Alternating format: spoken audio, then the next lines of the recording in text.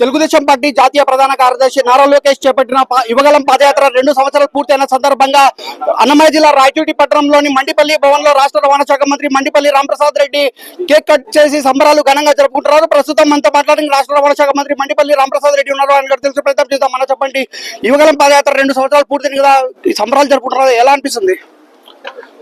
ముఖ్యంగా రాయచోటి నియోజకవర్గ ప్రజల తరఫున మా యువ నాయకులు లోకేష్ బాబు గారికి ధన్యవాదాలు. ఎందుకు ధన్యవాదాలు చెప్తున్నామంటే, ఆ రోజు ఆయన సుదీర్ఘంగా జరిగిన పాదయాత్రలో ఏవైతే కష్టాలు ఆయన దృష్టికి వచ్చాయో ఒక్కొక్కటిగా ఈరోజు ప్రభుత్వం ఏర్పాటైన తర్వాత సూక్ష్మంగా ప్రజలకు ఏం కావాలో అందించేదానికి ప్రభుత్వం ముందుకెళ్తా ఉంది.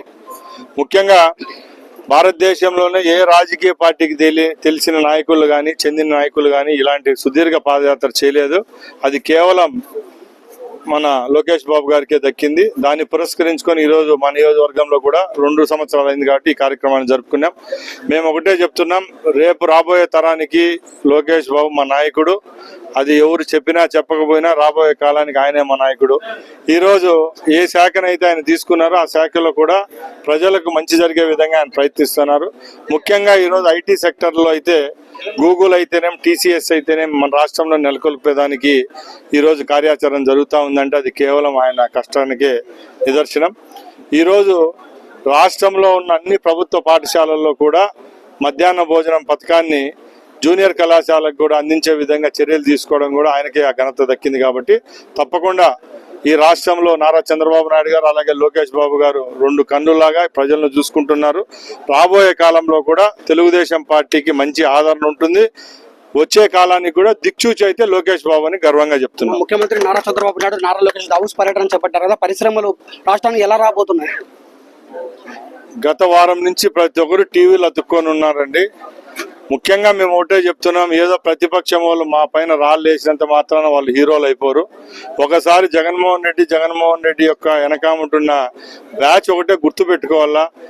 8 నెలలు కూడా కాలేదు మీకు ప్రజలు చేదరించుకొని మళ్ళా మీరు ప్రజాక్షేత్రంలోకి వస్తున్నామని చెప్తున్నారు.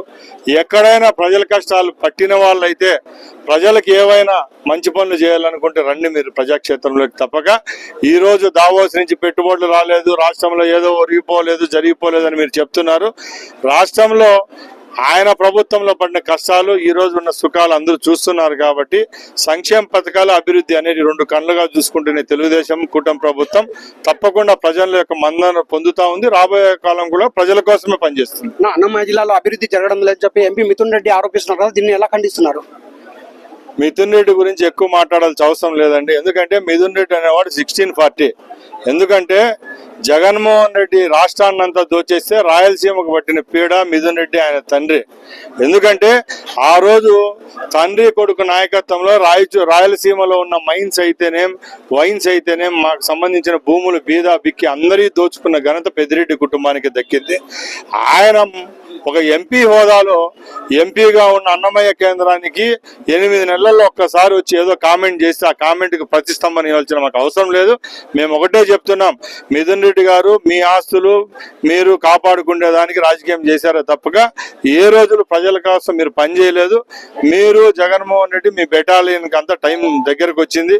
ఇంకా మేము ఒకటే చెప్తున్నాం, ప్రజాక్షేత్రంలో ఎవరైతే పని చేస్తున్నామో ప్రజల కష్ట నష్టాలు మాకు తెలుసు కాబట్టి మీ దగ్గర వినాల్సిన పరిస్థితుల్లో మేలేం. ముఖ్యంగా ఈరోజు రాష్ట్రంలో గ్రామసీమల్లో అయితేనే ఎక్కడ చూసినా సంతోషంగా ఉన్నారు. ఎందుకున్నారు?